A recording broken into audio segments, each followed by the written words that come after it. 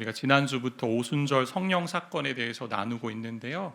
한두 가지만 좀 같이 이야기하고 말씀을 좀 보기 원하는데, 체크할 것은 오순절 성령 강림은 단회적인 사건이라는 사실입니다. 그런데 단회적인 사건이라고 하니까 성령 사역의 지속성이 없다, 이런 이야기 아닙니다.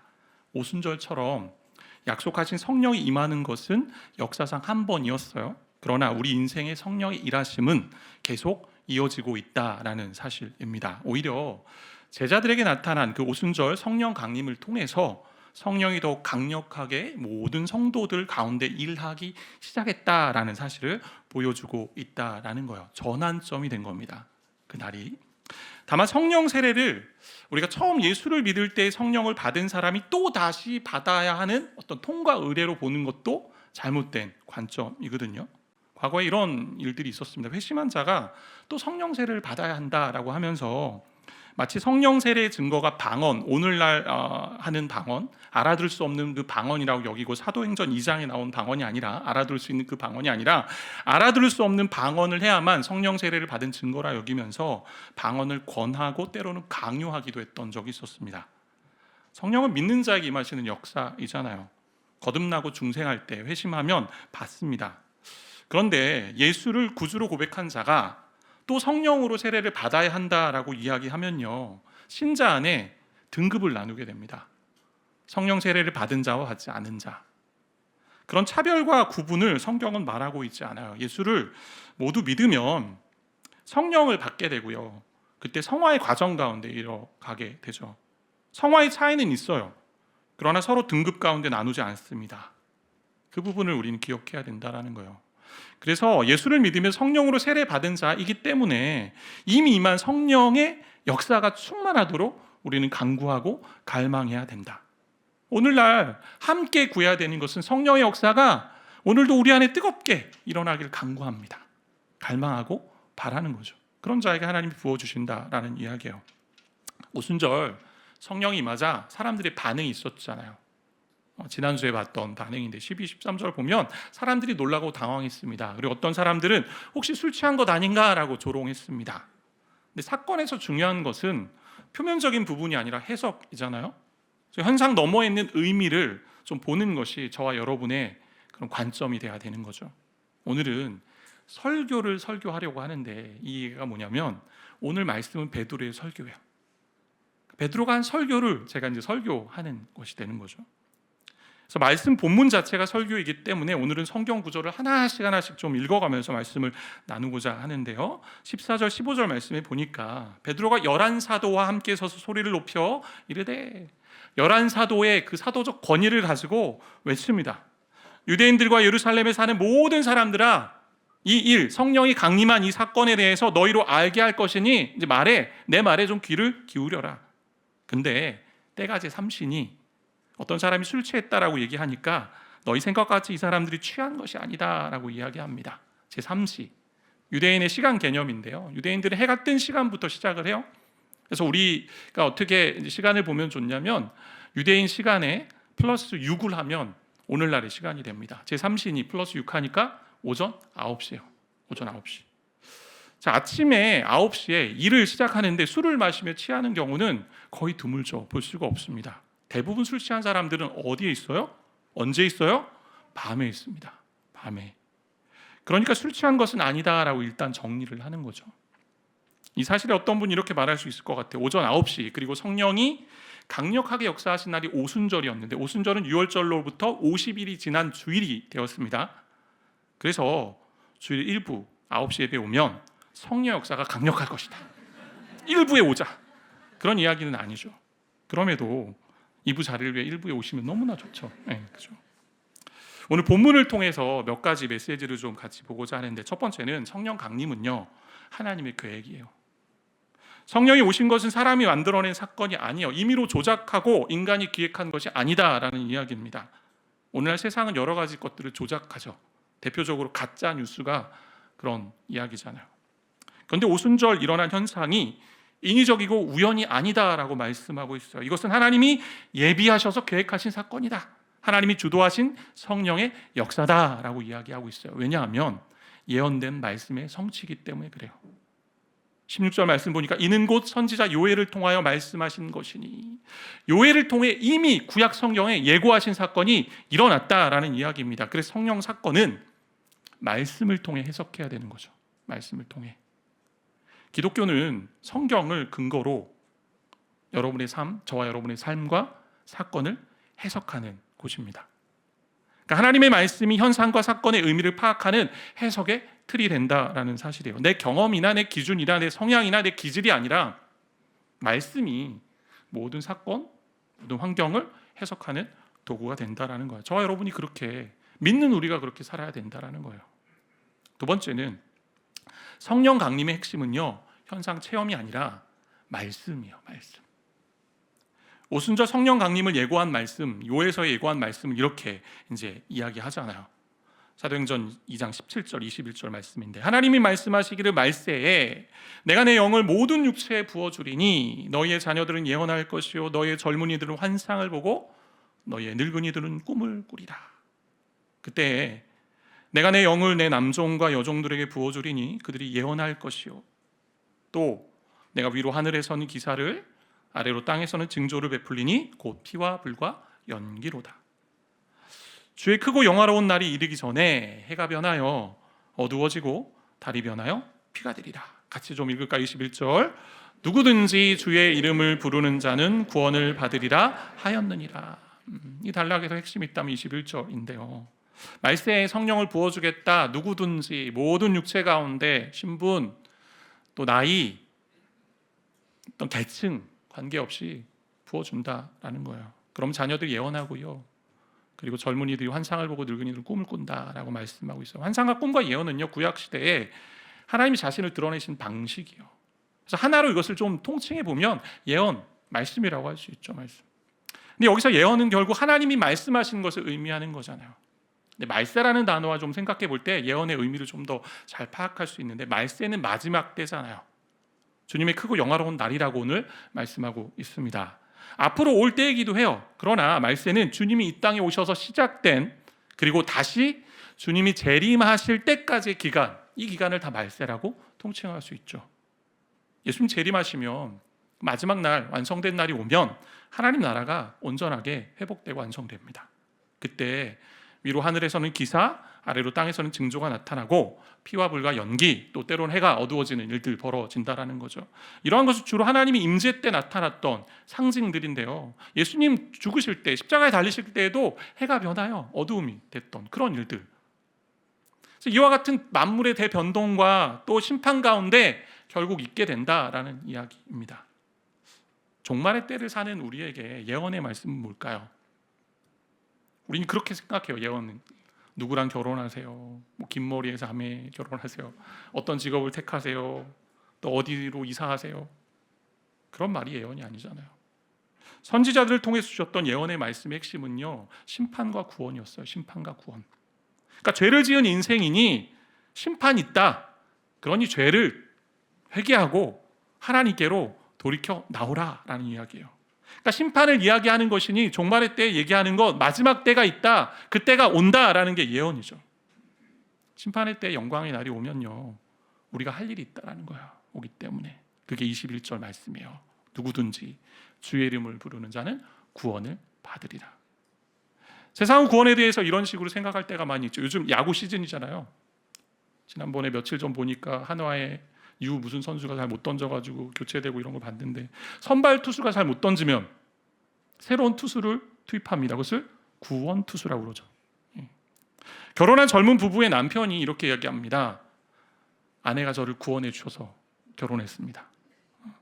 때로는 안 될 것 같은 사업이 풀리기도 하고요, 어려움이 해결되는 것을 우리는 구원이라는 이야기로 사용할 때가 있습니다. 현실적 맥락에서 어떤 질병이나 사회적 공경이나 물리적 위험 등에서 생존과 행복을 보장받는 것을 우리 구원이라고 여길 때가 있다라는 거죠. 하지만 여기서 구원은요, 하나님 나라 영원한 생명을 누리는 것을 말하고 있어요. 죄로 인한 형벌에서의 해방을 뜻하기도 합니다. 그러니까 죄와 죽음의 원세에서 자유로운 인생, 두려움 없는 인생을 구원이라고 이야기합니다. 이런 점에서 구원은요, 단순히 죽어서 가는 천국만을 이야기하는 것이 아닙니다. 지금도 하나님이 우리 삶에 역사하시는 생명의 능력을 경험하는 것이 구원의 모습이라는 거죠. 예수를 믿고 성령을 받았기 때문에 다른 차원의 삶을 살며 영생을 현재 누리고 있는 것이 구원입니다. 이 구원의 복을 주의 이름을 부르는 자에게 주신다고 말씀하셨어요. 저와 여러분이 누려야 될 복인 줄 믿습니다. 그런데 오순절 사건을 보면서 인간은 표적과 기사와 드러난 현상에만 집중하기가 너무 쉬워요. 근데 베드로는요, 현상이나 표적에 대해서 하나하나 자세히 풀어 설명하지 않아요. 표적은 인간의 주의를 끌 수 있죠. 그러나 그것 자체가 핵심이 아닙니다. 성령의 능력으로 주신 말씀만이 사건을 해석해줘요. 그래서 영적인 진리를 많이 깨달을수록 표적은 별로 중요하지 않아요. 말씀을 깊이 체험하고 말씀을 알아가는 사람은 현상이나 기적이나 이적에 별로 마음을 빼앗기지 않습니다. 예수님 당시도 악한 세대가 표적을 구했잖아요. 이미 예수님이 권위 있는 말씀을 많이 전하셨고 병자도 고치시고 기적을 많이 베풀었습니다. 그럼에도 또 다른 표적을 찾았던 어리석은 자들이 있었다라는 거죠. 그때 예수님 말씀하시죠. 요나의 표적밖에 보여줄 것이 없다. 예수님의 죽음과 부활을 이야기하는 거잖아요. 결국 예수님은 오직 나를 믿으라. 내 이름을 부르면 구원을 얻는다라는 말씀하신 거죠. 하나님이 여러 가지 방식으로 저와 여러분의 삶에서 어떤 체험, 어떤 신앙적인 경험을 허락하실 때가 있습니다. 믿음을 강화하기 위해서 주시는 그런 선물이기도 하고요. 그래서 병을 낫게 하시기도 하고 초자연적 일도 행하십니다. 그런데 표적과 기적은요, 예수를 가리켜 주는 이정표지. 이정표는 목적지가 아니잖아요. 서울로 가세요, 강원도로 가세요 할 때, 속초로 가세요 할 때 그 이정표 그 자체가 속초고 서울이 아니잖아요. 표적과 기적은 예수를 가리켜주는 이정표지 목적지가 아니라는 거예요. 그래서 결국 저와 여러분의 믿음의 근거는요, 우리의 경험이나 현상이 아닙니다. 예수가 우리를 위해 행하신 반석과 같은 진리, 그 사실 위에 우리의 믿음의 근거가 있다라는 거예요. 다원주의 사회를 살고 있잖아요. 포스트 모던 사회인데 특징은 개인의 주관을 강조하잖아요. 그래서 개인의 감정을 되게 많이 강조하고요. 그래서 인정받기를 원합니다. 근데 죄악 가운데 있는 오류가 많은 인간이 저마다의 이제 기준이 될 때 벌어지는 일이 뭐겠습니까?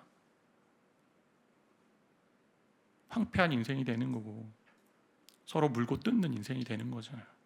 그러나 기독교는 주관적인 묵상이 아니라 객관적인 역사 속에 나온 진리다라는 거죠. 한때 한국교회에 성령의 역사적 사건을 이가 바뀌는 사건으로 봤어요. 이가 갑자기 금리로 바뀌어요. 떼었던 이가 금리로. 그런 일들이 벌어진 것 같아요. 근데 금리로 바꿔서 뭐가 달라졌습니까? 때로는 병도 낫고 놀라운 기적도 체험했습니다. 그런데 중요한 것은 그렇게 나아져서 무엇이 달라졌습니까? 성령 강림의 핵심은요, 현상, 체험이 아니고 말씀입니다. 말씀이 체험을 해석했어요. 성경이 삶을 풀어줍니다. 그래서 저와 여러분이 말씀을 읽어야 된다라는 거예요. 표적은 잠시고 일시적입니다. 하지만 말씀은 영원하다라고 우리 하나님 말씀하고 계세요. 때로 표적과 기적이 우리를 격려하기 위한 선물로 주어질 때가 있습니다. 그렇지만 현상과 체험에만 붙들린 신앙은요, 체험만 원하는 신앙생활 됩니다. 그러면 안타까운 것은요, 그런 체험이 없으면 믿음이 쉽게 무너지고요, 약해집니다. 믿는 자의 삶에서 최고의 체험이 있다면 말씀을 통해 예수를 만나고 사귀는 거잖아요. 그 은혜가 우리 가운데 있어야 될 줄 믿습니다. 로이드 존스 목사님이 이 부분에서 이렇게 말씀하셨어요. 기독교를 알고 싶다면 성경을 덮지 마십시오. 성경을 펴서 읽으십시오. 모세의 책들과 선지서와 시편을 읽으십시오. 구약 성경을 통칭하는, 다시 말하면 성경을 통칭하는 그런 어구들인데, 이것들은 모두 그분을, 예수를 가리키고 있습니다. 성경을 공부하십시오.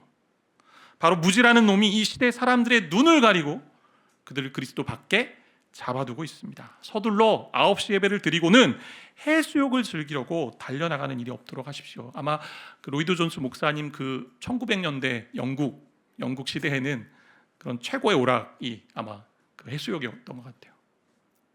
여러분의 생명을 위해 말씀에 귀를 기울이십시오. 여기에 여러분을 위한 유일한 희망의 메시지가 있습니다. 그래서 세 번째로 이어집니다. 성령 강림의 핵심은 주 예수 그리스도입니다. 베드로가 이어가는 설교의 핵심은요, 앞서 말한 대로 또 로이드 존스 목사님 말한 것처럼 주 예수 그리스도입니다. 그래서 예수님의 삶과 죽음과 부활을 오늘 설교에서 다루고 있어요. 그 얘기가 22절부터 32절까지 쭉 이어집니다.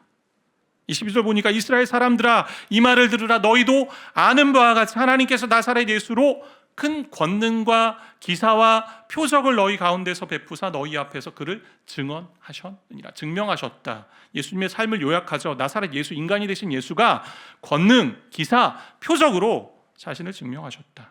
하나님의 아들이심을, 신이심을 드러내셨다. 예수님 능력의 말씀을 전하셨어요. 온갖 병자들을 고치셨습니다. 그리고 무리를 걸으셨습니다. 바다를 잠잠케 하셨고요. 오병이어를 통해 5천 명을 먹이셨습니다. 하지만 그런 예수를 사람들은 십자가에 죽였습니다. 오늘 23절 말씀인데 같이 좀 함께 읽겠습니다. 그가 하나님께서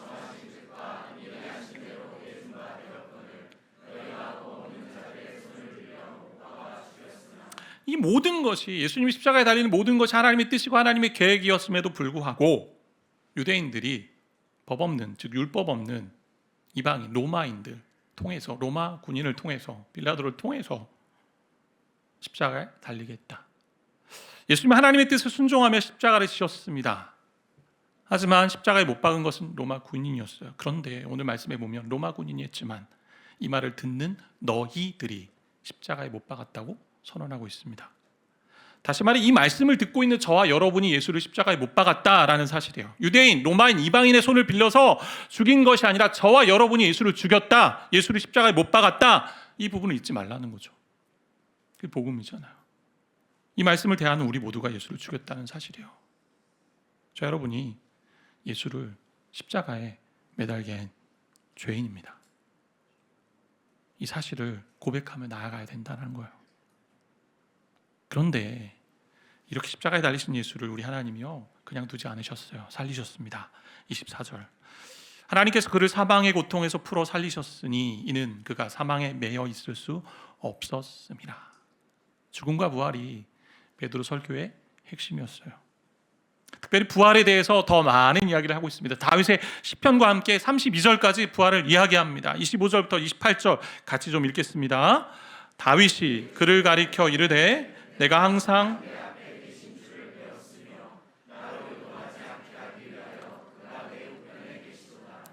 그러므로 내 마음이 기뻐하였고 내 혀도 즐거워하였으며 육체도 희망에 거하리니 이는 내 영혼을 음부에 버리지 아니하시며 주의 거룩한 자로 썩음을 당하지 않게 하실 것이미로다. 주께서 생명의 길을 내게 보이셨으니 주 앞에서 내게 기쁨이 충만하게 하시리로다 하였으므로. 시편 16편의 말씀인데요, 다윗은요 부활 신앙을 가진 자였죠. 오늘 말씀을 보니까 내 영혼을 음부 즉 지옥에 버리지 않기 위해서 주의 거룩한 자 예수를 썩지 않게 하셨다. 죽게 하지 않으셨다. 결국 이로써 생명의 길을 보여주셨다 고백합니다. 이처럼 저와 여러분도 부활할 것이며 죽음이 이 세상 끝이 아니라는 사실을 믿으며 살라라는 거예요. 그러면서 부활의 이야기를 더 이어가요. 29절부터 32절인데 잘 보세요. 형제들아 내가 조상 다윗에 대하여 담대히 말할 수 있노니 다윗이 죽어 장사되어 그 묘가 오늘까지 우리 중에 있도다. 다윗은 죽었어요. 그러나 30절 그는 선지자라. 하나님이 이미 맹세하사 그 자손 중에서 한 사람 즉 예수죠, 예수를 그 위에 앉게 하리라 하심을 알고 다윗의 계보를 이어 예수가 이스라엘의 영원한 왕이 되시는 것. 31절 미리 본 거로 선지자요. 미리 보았습니다. 뭘 보았습니까? 그리스도의 부활을 보았습니다. 그가 음부에 버림이 되지 않고 그의 육신이 썩음을 당하지 아니하시리라 하더니 이 예수를 하나님이 살리신지라. 이 일에 우리가 다 증인이다 라고 말씀하고 계세요. 정리하면 성령 강림의 말씀, 예언의 핵심은요 주 예수 그리스도입니다. 그분이 우리를 위해 죽으셨고요 부활하셨습니다. 그리고 어떻게 되셨나요? 33절부터 36절 같이 좀 읽어볼까요? 33절부터 36절입니다. 하나님이 오른손으로 예수를 높이심에 그가 약속하신 성령을 아버지께 받아서 너희가 보고 듣는 이것을 부어주셨느니라. 다윗은 하늘에 올라가지 못하였으나 친히 말하여 이르되 주께서 내 주에게 말씀하시기를 내가 내 원수로 내 발등상이 되게 하기까지 너는 내 우편에 앉아 있으라 하셨도다 하였으니 36절 그런즉 이스라엘 온 집은 확실히 알지니 너희가 십자가에 못 박은 이 예수를 하나님이 주와 그리스도가 되게 하셨느니라 하니라. 하나님이 예수를 높이셔서요 하나님 우편에 앉게 하셨어요. 권세, 권위 주셨다라는 거예요. 권능을 가지시고 하나님께 받은 성령을 우리에게 주셨다라고 말씀하고 계세요. 그렇듯이 이처럼 예수님의 죽음과 부활과 승천이 없으면 성령은 오시지 않았습니다.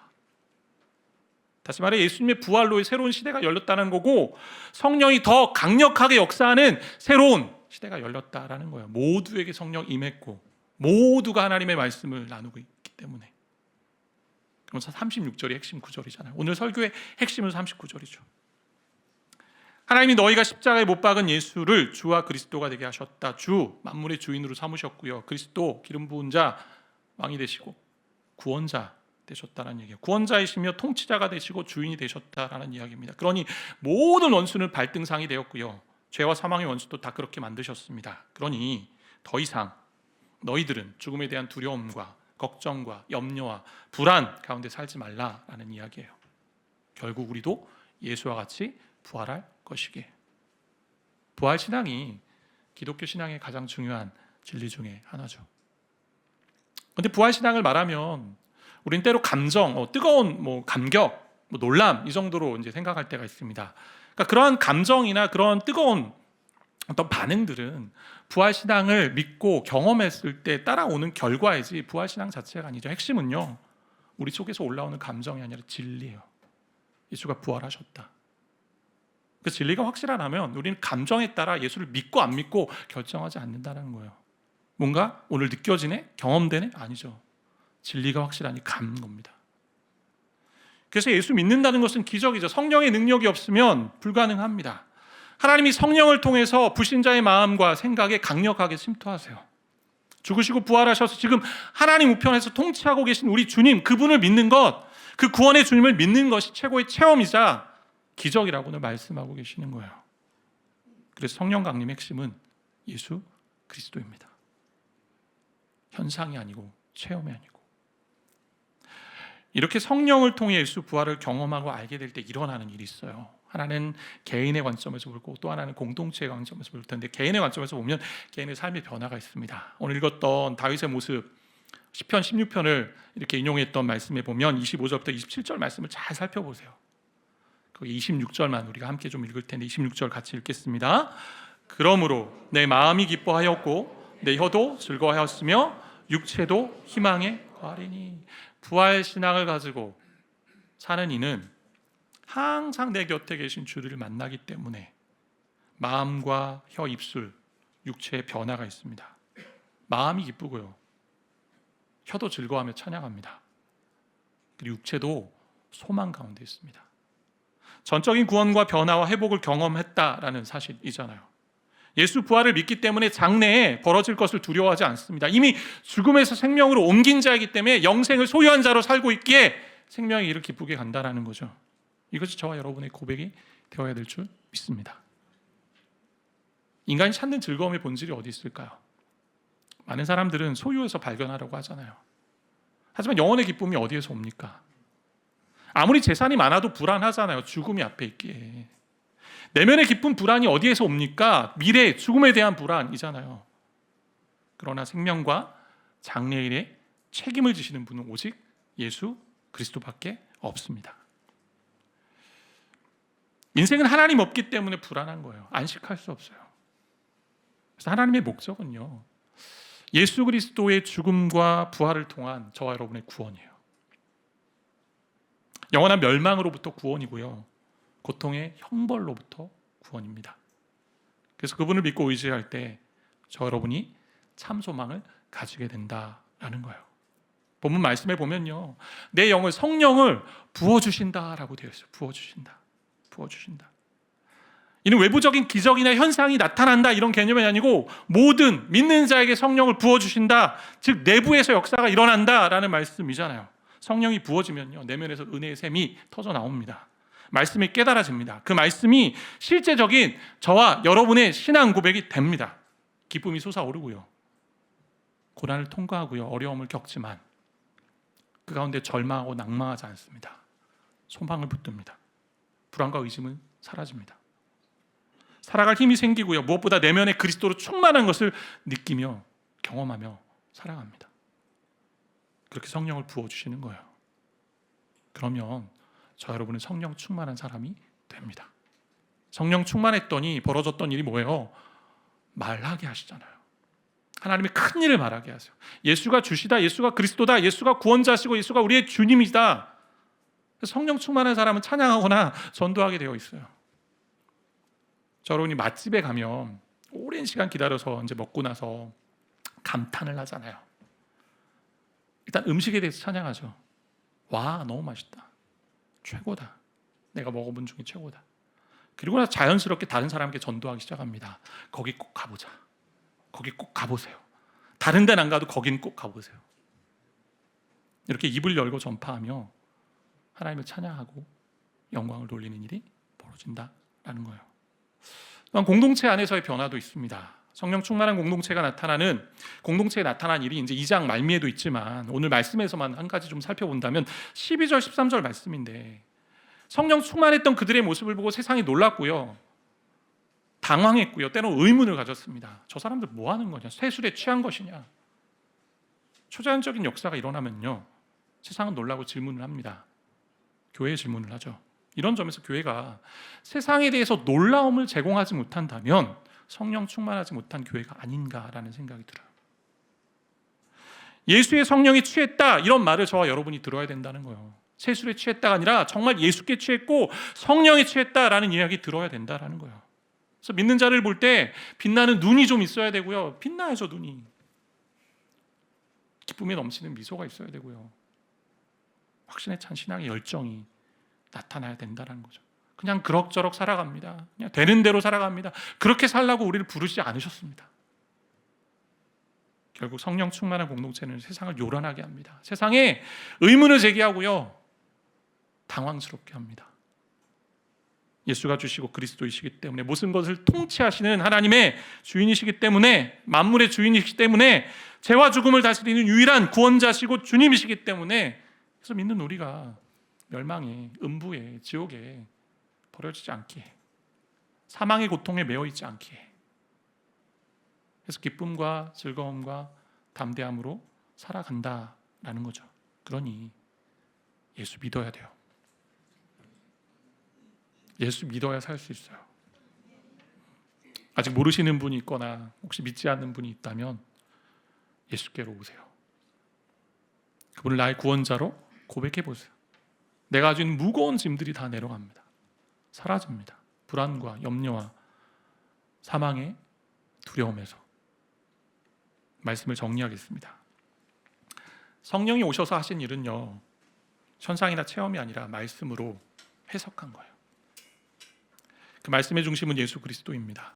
그래서 성령 강림의 핵심은 예수가 주시고 예수가 그리스도이시다라는 이야기예요. 이 주님을 더욱 알아가고 주님 안에 거함으로 진짜 부활 생명을 누리면서 살기에 기쁨과 즐거움으로 살아가는 인생이 되시기를 소망합니다. 나아가 세상을 놀라게 할 만한 그런 성령 충만한 공동체라, 우리 예수가운교회와 여러분의 가정이, 여러분이 거하는 자리가 되기를 바라고 축복합니다.